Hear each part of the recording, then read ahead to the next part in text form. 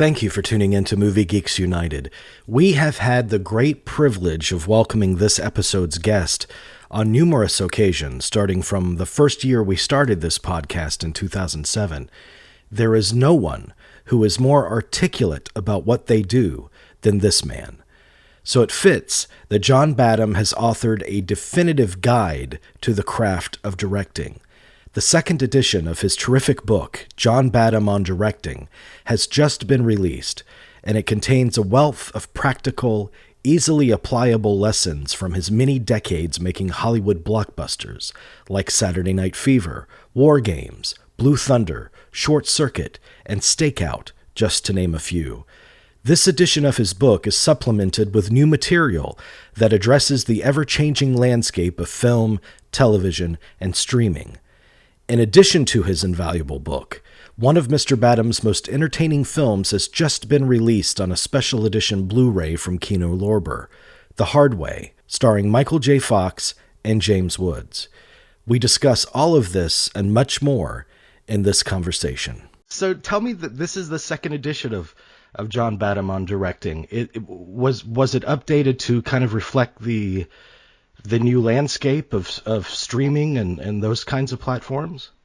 That was the inspiration for that, and realizing a kind of a hard fact for some people to realize, which is that there's almost no difference anymore between film and television in the sense of the old Berlin Wall that used to exist between it has pretty much crumbled.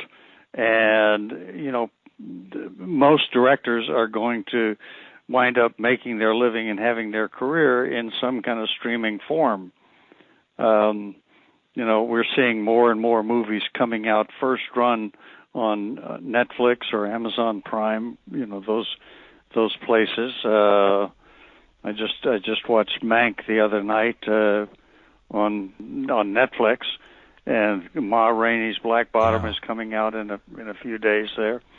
So not only are the lines blurring, but you're going to be, that's where you're probably going to be making a lot of your living in that area, and it's important to know, this is the critical part, that there's just a whole different set of customs, and you're as a director for many of the streaming projects, you're way down the food chain.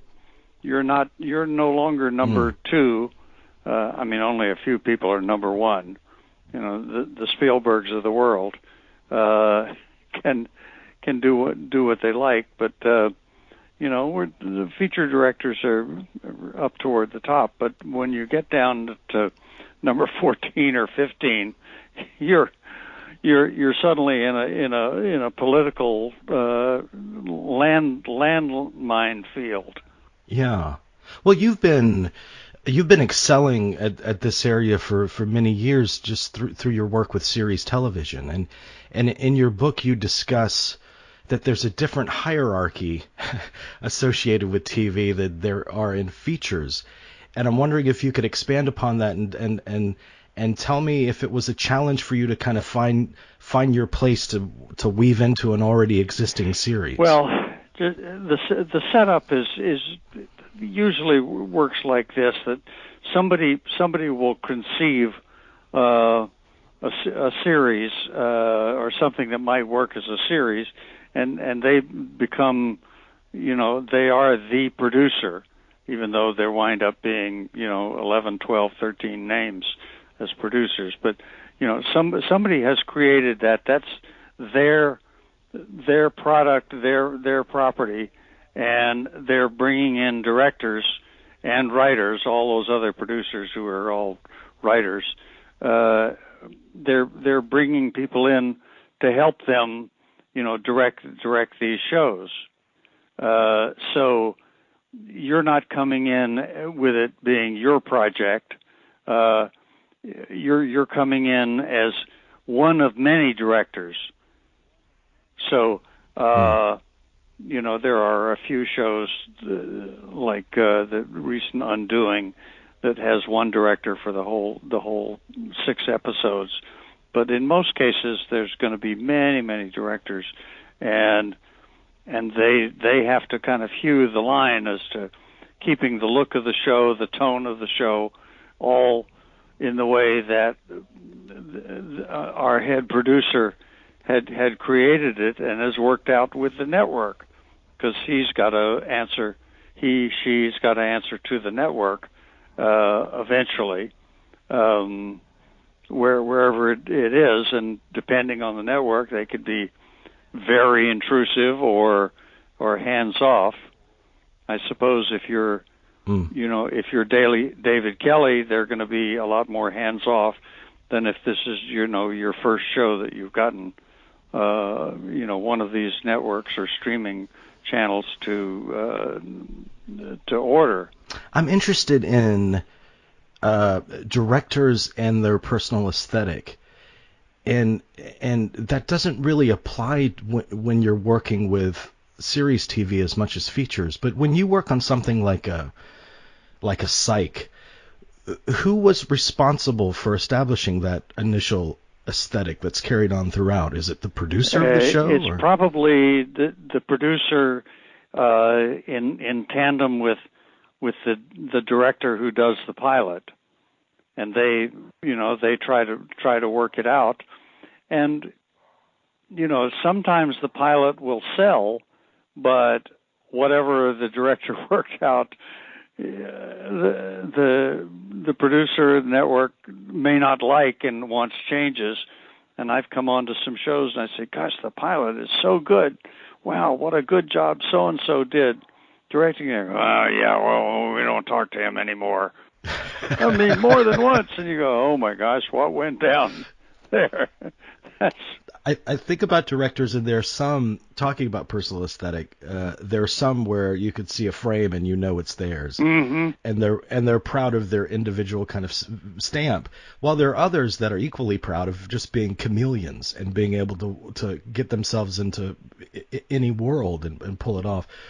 How do you consider yourself as a director? Which side of that spectrum? I think I'm turning green at this point, like a chameleon. I'm proud of being green, or what's that from the Muppet movie? I've always liked the challenge of adapting to different kinds of situations, and coming into something, say Saturday Night Fever, which has a kind of gritty semi-documentary feeling to it, to go to something completely different like the Dracula that I did, which I did right after Saturday Night Fever. That was just a joy. Suddenly to get involved in WarGames and go, I don't know much of anything about computers other than where to plug it in, and then having to really do some hard cramming and learning and so on. That's great fun for me. And I've always thought, Hitchcock made great movies, but I don't know if I would always want to be making those kind of suspense thrillers. Right. They're fun to make every now and then, but to do it as a life's work, I'm afraid I would get bored and it'd start to be lazy. But there have had to have been times in your career while you're pulling off all of these major blockbuster hits that are very influential to the popular culture, whether it be Saturday Night Fever or WarGames. Were you cognizant of always following up those successes with something completely different to avoid typecasting as a director?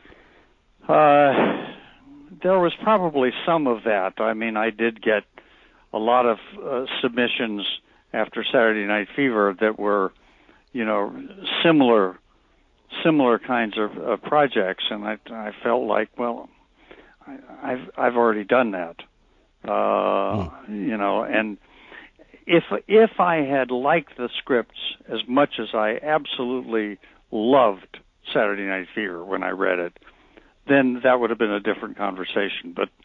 But usually they were kind of weak. So there is somebody referred to that I had some kind of technology trilogy in Blue Thunder, WarGames, and Short Circuit. And it wasn't deliberate. It was that those scripts were just wonderful and exciting, and and totally different, really, and totally different. They were the tone of them. The tone was very different. Blue Thunder with helicopters and all kinds of futuristic technology, and then Blue Thunder WarGames with a kid almost starting World War III in this hardly understood thing called the Internet. and then almost like Abbott and Costello meet Frankenstein, we come along with Short Circuit, which starts to make fun of the whole idea. I rewatched WarGames just last week, and man, it's amazing how it still plays so perfectly. And that's always the danger, I think, when you're dealing with films that involve technology, because technology changes every day and it could become outdated. But there's something so kind of primal about the teenager that gets in over their heads, and they're living that kind of adult world in a way. And the thing that struck me most this last viewing was you were working in a fantastically designed set. Wow. The military operation down there, and I'm wondering how you captured. You must have been like a kid in a candy store in that set. Oh, absolutely fabulous. It was a great set on the biggest stage at MGM, what was then MGM, now Sony, and wall to wall with something that had never been tried before. There were six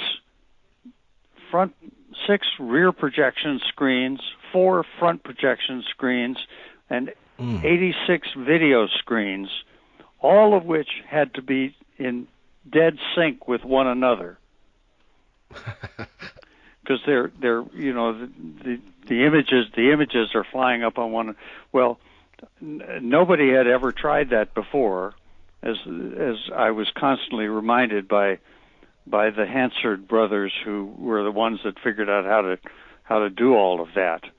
They were the go-to people for all kinds of rear projection and front projection, but getting this many things in sync with each other. But oh my God, was it fun? Because the old limitations of you've got to just stay straight on the absolute parallel axis with the screen you're looking at, so that I don't mean parallel, I mean perpendicular.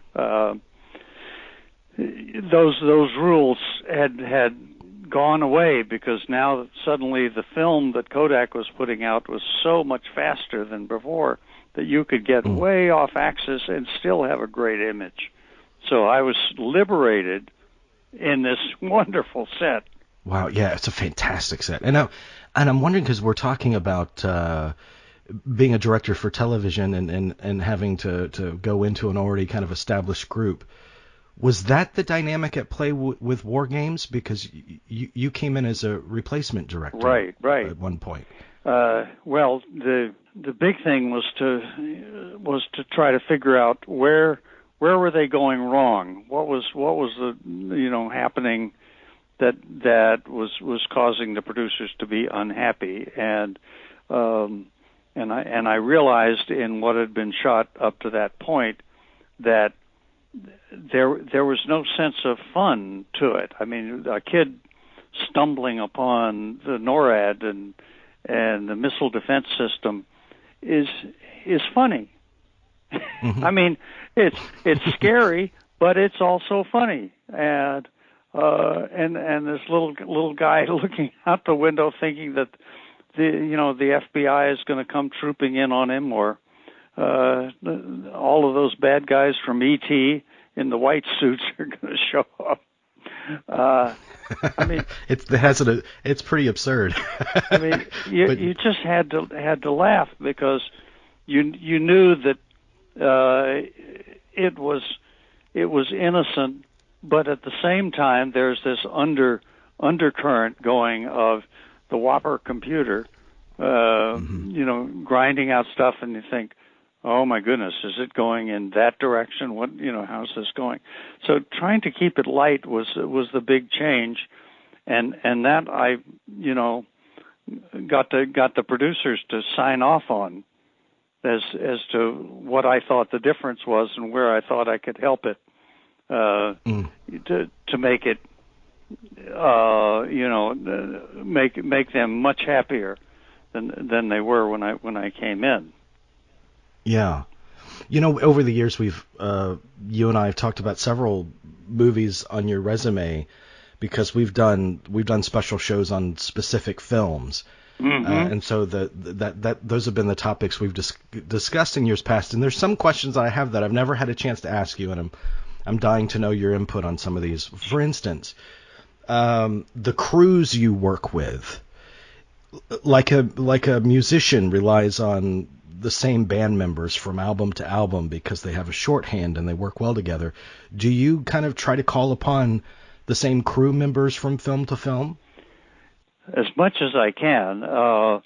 It's a lot of times like you'll work with a great cinematographer, but the next time you've got a film going, that cinematographer is working on something else, because I might be lucky to make one film a year, and a cinematographer could make 3, 4, 5 films in a year.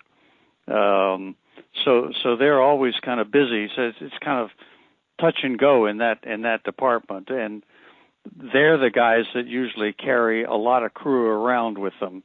They're Gaffer and Grip and those guys. So, yeah. But you do build up a bank of, I love this prop man, I love this wardrobe person, and like to work with her. The production designer, Philip Harrison, I made many movies with. Arthur Rubinstein composed the score for WarGames and for Blue Thunder. Well, that's actually one of your collaborations that fascinates me, because I love film, and equally I love film score. And I would imagine as a director, when you sit in on those sessions, it brings your movie to life in a whole new way. I would imagine that would be such an exciting process. Oh, it's great. I mean, it's just a complete delight. The days that the orchestra come in, or whatever kind of musical form your score may take. Arthur was still working where you're bringing in lots of live musicians, and synthesized music was kind of hard to come by. But then I did several films with Hans Zimmer, where everything is electronic, and so I'm going over there. When I say 12 o'clock at night, I mean 12 o'clock at night. Most nights of the week, I would have to go over, and Hans would play for me what he was working on at that point, because he worked all night. So you couldn't go over there before about 10 o'clock, and he took some kind of a dinner break at 12. So that's how I know. So to sit there and listen to what's coming out in their mind, and is it gonna, does it work with what I think the score should be like? It's great fun. I read years ago, I read something from Sidney Lumet, I believe it was Lumet, who said that he had a ritual where on the first day he would always pull off the first shot in one take and then say, okay, we're moving on. And that would instill a sense of confidence in the performers and the crew. It was a really kind of simple, whether it be an exterior shot of a setting or something. But I'm wondering if you have any similar rituals as a director. Well, there's certainly a lot to be said for knowing where you want to go next. And and you come in first thing in the morning and work out a setup with the actors and everybody. But the second that you're calling print on something, it's great to be able to say, okay, we're moving on, or we're going over here right now. And some companies that I've observed the directors on, they'll call cut and print, and then there's this long kind of discussion that starts going on about where to go and, what do you think we should do next, and so on. But, the crews like to know, what we're doing and where we're going, and they like to feel that they're being led with somebody that is not going to be messing around. And overtime is great, but please don't keep us till midnight, And plus momentum is important, isn't it? Oh gosh, that momentum. Energy. Yeah, because no matter how long a schedule you have, you never have enough time. I'm sure James Cameron shot for 9,000 days on Avatar. And probably was complaining at the very end that he didn't have enough time. That's probably true. It's just the old work expands to fill the time allotted. But I've also heard interviews with Spielberg where he's talked about this, and Spielberg, he could, as popular as he is, he could afford to take the amount of time that a Kubrick or a Fincher takes to make a movie, but he works very fast too. Oh yeah, he's always been that. He's always been that way since Raiders of the Lost Ark. And I would imagine that being under those time constraints kind of forces you to make more creative decisions, find more creative solutions to problems. Well, go in with a really good idea and not go in thinking we'll just work out and solve all of our problems on the day. Go in, with a good plan. Be ready to throw that plan away if better ideas or problems come up. You can't be too hard-headed about it. But there's certainly an excitement to moving fast as opposed to let's shut down for another hour while we discuss what the next shot is going to be. And I know I think when Steven worked with George Lucas, I heard that George, who's extremely efficient and made the first Star Wars for under $10 million, which was pretty phenomenal when you think about it. Because he's just no messing around. He'd tell you he would finish a sequence and he would be right to the money on it. Well, I think he had a great influence on Steven, and said, look, this works. You don't have to take all the time in the world, try to get the perfect this, the perfect that. Just keep it going. In terms of working with actors, I've read that actors like Hackman or Brando, that they like to challenge their directors from day one, and if the director stood their ground with them, it kind of developed a respect with the actor. And I'm wondering if you've ever had any experiences like that with an actor. I don't know that I've ever run into anybody as challenging as those two guys.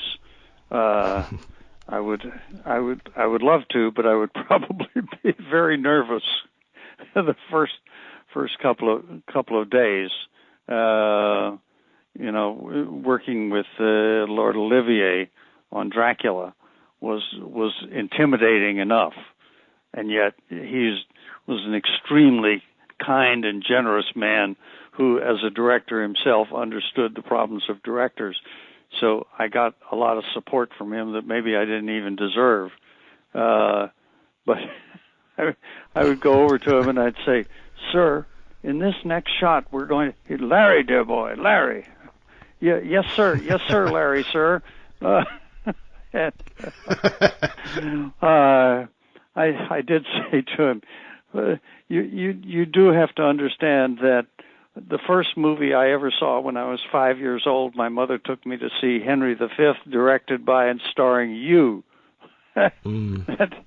that it makes it hard for me to call you Larry. It's wonderful though when a person like that is aware of kind of the intimidating baggage they carry, and they go out of their way to set you at ease. It is. That's very nice, yeah. But you've worked with very strong personalities, whether it be Olivier or Cassavetes. You directed him. Yeah. You directed Warren Oates. I mean, these are intimidating people. Well, I find that trying to treat them like adults and not be too precious with them is good. They're pros. They've seen it all. I mean, Cassavetes, bless his heart, was one of the sweetest men, but he was perpetually grumpy. But underneath is this really nice man. I asked him I made some adjustment on a take with him, and he looked at me, he said, "Kid, I'm going to do things for you that I wouldn't even do for myself." Okay, all right, great, John. In one of my books, Dick Donner told me about working with Hackman and having a fight over a mustache. That was... Yeah, yep. I don't know if you remember that story. I do. Yeah. I do. Yes, sir. And yeah, they just have no patience with fools, especially Brando. He just didn't want to deal with a lot of directors. There's a great story that Barry Sonnenfeld tells about directing Hackman and Get Shorty. And Ed Hackman approached him and said, "Hey, I'm thinking about putting on growing a mustache for this part. What do you think of that?" And Sonnenfeld said, "Well, grow it. Let's see how it looks." And he said, "Well, screw that. I'm not going to go through the process of growing a mustache if you're not going to use it." And that was kind of a test for him, for Sonnenfeld to know how to communicate with Hackman and kind of placate his fears about the process. But in terms of directing actors, I'm always curious where you are when a take is being played. Are you behind a monitor, or are you beside the camera, right in there with them? My preference is to be as close to the camera as I can get. The video village, first of all, gets crowded with all kinds of people who are in there, having little minor conversations among themselves and so on, and I feel kind of separated. On the other hand, I do like to see exactly what's going down on the camera. So usually nowadays people can provide me with a little handheld monitor that I can look at what's going on, but I can still be within sight of the actors and be able to talk to them. Say, okay, let's keep it rolling, and we're going to go back and let's just do the scene again. We won't cut. That kind of gentle communication works better than being 50 feet away, hidden in a tent, and you're yelling out, "Okay, let's do it again." All right there. Yeah. See, I like the notion of the director being right in there with the actors, and the actors feel like they have a partner right there. Yeah, they're performing. They're performing for you. I mean, that's the way it was done in movies for how long? 70 years, 70, 80 years, until Jerry Lewis came up with the idea of video assist. And everybody kind of glommed onto it, and it kind of became something that slowed you down tremendously if you could play back what you were doing, because suddenly you were spending all your time playing stuff back, but it also created that separation between the director and the cast. Yeah, but on the flip side of that, there are actors like a Hackman or a Robert Duvall that I've heard anecdotes before that they're so subtle with their performances that you can be right up there close to them and not realize what they're doing until you see it on screen, like in a replay of dailies or something. Right, and yeah, that's kind of tricky. You have to kind of learn how to interpret that. And Travolta told me once that he was often getting comments from directors he had worked with saying, you're not doing anything. He says, no, I'm doing plenty. I'm just fine. Just wait till you see the dailies, and then they realize, okay, no, it is right there. But I learned early on that every actor is very, very different in how close you can get to them or how far away. What's the ideal spot for them? And you probably remember, God bless it, Vic Morrow, who died in the helicopter accident on Twilight Zone. I worked with him. Oh gosh, maybe it was my fifth or sixth show that I ever did in my life, and he is so subtle and underplayed so much that I had to keep getting in closer and closer to him to be able to see what he was doing. And a lot was going on, but if you got very far away from him, you lost all of that. So you learn to make the adjustment of when it's important to really see what he's feeling. On the other hand, say Frank Langella, he lets you know where he's coming from. That what that character's doing. You could be a long way away and get it, because he understands what kind of lens you've got on, where where your camera is, and he's going to adjust his performance to that reality. So he's very, very tech savvy. Jimmy Woods, same thing. Yeah, because there is that technical aspect of great performers, and do you find that performers ask you, the kinds of lenses you're using to kind of calibrate how they should size or scale their performance in any given take? Well, I saw Jimmy Woods talking to an actor on The Hard Way, talking to another actor who was not nearly as experienced, and he said, just look at the lens box. Look at the front of the camera. It tells you right there what lens is on, because there's like a little lens shade that they clip on after they've got the lens in there, and the shade says Panavision 75 millimeter.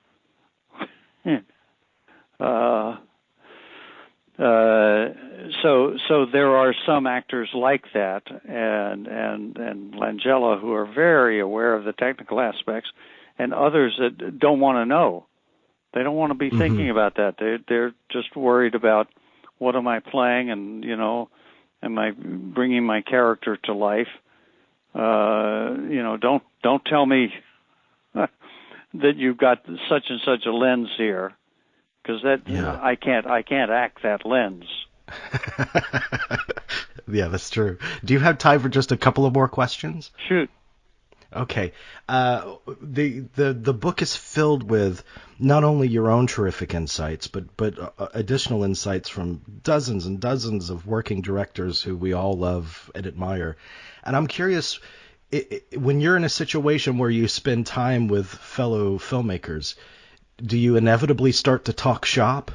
It absolutely, it happens. I mean, it usually comes up with, war stories where, God, I had this situation where this guy came to the set and he didn't want to do the scene as it was written, and oh my God. So you get into it that way, and of course those war stories can be great fun. You can waste a lot of time telling it. But my friend Mick Garris, who's a wonderful director of horror movies and so on, Mick often every year has a dinner for lots of his director friends, and it'd be 30, 40 directors in the room over at the Smokehouse near Burbank, near the Burbank Studios and Warner Brothers. It's just so much fun to be sitting next to John Landis or some other terrific director in there and sharing stories, because directors often just never see each other. They're off in different places, working on different jobs. Yeah. So my original idea of going and asking, different directors their opinions about things seemed to work out really well, because I would find out that look at all these different opinions that Steven Soderbergh has about rehearsal versus Francis Ford Coppola versus Sidney Pollack. Right. And they all express different ways of rehearsal, and you had to say they're all valid. If they work, that's valid. You don't have to be dogmatic and just say it's this one particular way, because look at these great guys. Their success proves that they know what they're doing. Yeah. Forgive me if I'm ignorant in this aspect of your career, but have you ever dabbled in documentary? No. I've dabbled in imitating documentary. Right. As I mentioned with Saturday Night Fever, or some of my early television work, like a show called The Law with Judd Hirsch, was all meant to be as documentary as possible. Because I see these a lot of the great documentaries, obviously they're not working with actors, and many times they're interviewing subjects that are recalling extremely emotional parts of their lives. And I'm wondering how much of your book do you think can apply to something like that, where you cajole your actor, in this case your subject, to take it in a certain direction. I'm wondering if this can be applied to the documentary form just as well as features. Well, people like the great documentarians like Frederick Wiseman. They go in and they shoot what they get. They're not trying to influence. They're not trying to go in with an agenda. Wiseman walks out with miles and miles worth of film, and then puts a story together. A documentary that has been done to some kind of agenda becomes propaganda. Right. So it depends on what you're making. If you want to be making, Triumph of the Will, that's propaganda. Great filmmaking, but definitely toward a certain agenda. And then there is, the Wiseman kinds of things, or about all the different subjects that we are continually seeing. It's a terrific area of filmmaking, but it requires a lot of patience and a lot of making people feel comfortable talking about what they're talking about, and letting the story take you where it may. The thing that I love most about your book is, a lot of newer filmmakers are obsessed with the technical side of it, creating indelible images from one frame to the next, and your book really brings it back down to interpersonal relationships, and dealing with actors specifically, which you're just a master at. And I'm wondering if you could maybe address those students of film that are more allured by the technical aspect of why you're dealing with actors, why the role of the actor in your film is the most important part of what you do. I think we, the movies that we remember, the movies we revere, it's not about because the camera was moving wonderfully. It's not about the images. I mean, there's some of that. It's the characters. It's do the characters dig into our soul? I don't know what the plot of Saturday Night Fever is, and I made the damn thing. I can tell you a lot about the characters, and between that and the fabulous music, it made a terrific picture.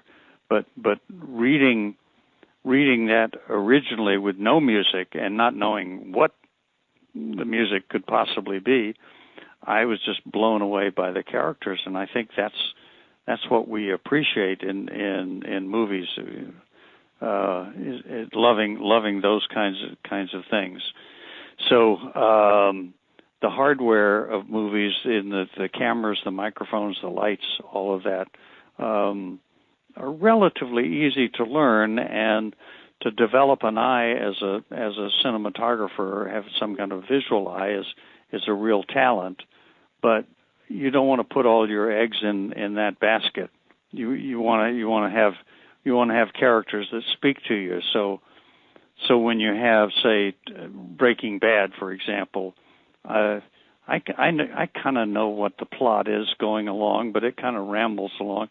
I'm just fascinated by Walter White and by his wife and by the guys that work with him, and that's a whole thing that I remember about that show. Not so much the brutal killings or the violence or oh my God, the cops are going to get Walter White. No. Well, if film is kind of a machine to create empathy, I think actors are the engine behind that. I mean, you empathize with the people on screen, not necessarily the color scheme or the dolly shot, as you said. So we, at Chapman where I teach, it was early on that it was decided that our students are really good with the hardware, but they don't understand the human beings, and human beings are not nearly as compliant as your camera. You can't set an F-16 on an actor. Here's your f-stop, kid. And that's difficult to learn, and you can spend a whole life, learning how to help actors bring out the best of their characters and give good performances. You learn the intricacies of the camera a while ago, and there's still obviously a great art to it, and there are great cinematographers and so on. But if the characters aren't speaking to you, then maybe the first time you see the movie it'll be kind of fun, but then you go back and you go, well, I know what's going to happen here. I know what the plot is. I'm not excited about this anymore. Before I let you go, I want to bring up The Hard Way, which has just been released on a special edition Blu-ray, on which you provide commentary. And I'm wondering, when you have an opportunity to review one of your films, what that experience is like for you. Do you automatically see, oh gosh, do you wince at moments, or are you accepting that was a certain time of my life and I'm proud of the work I produced at that time, or what was that process like for you? It's probably all of the above. You look at it and go, oh no, I just thought of what the solution to this problem is. I mean, I've woken up in the middle of the night and said, oh, the Bingo Long Traveling All-Stars that I made in 1976, I just thought of the perfect, answer to such and such a problem. And why now? So there's always that going on, and I look at things, and I was looking at the pilot, the trailer for The Hard Way recently, and said, oh, this is a pretty funny movie. Oh, look at that. That's nice. I could step away from it because, comedies, once you've seen the joke a couple of times, it's no longer funny. So it was nice to be able to see the interplay between Woods and Michael J. Fox. Yes. And they're, two of the greatest scene stealers of our acting generation, They could go to jail for felony scene stealing, and so now you put them together, and there's this kind of mini war going on screen, watching Jimmy try to put one over on Michael, who then outdoes him, and back and forth. It turned out to be great chemistry. Yeah, that's exactly right, because that movie will live because of the interplay of those two different personalities. I love The Hard Way. I think it's one of your great movies. Well, thank you. That's wonderful to hear. I love all of your films, and I thank you for them, and I thank you for this beautiful book. and for allowing me some time to talk to you about it. Oh, well, it's my pleasure. It's always fun talking to you. You as well, my friend. Let's do it again sometime. Okay, anytime. You got my number, Jamie, so you know I'm at your service. I appreciate it very much. You have a great day, sir. Okay, you too. Bye-bye. Bye-bye.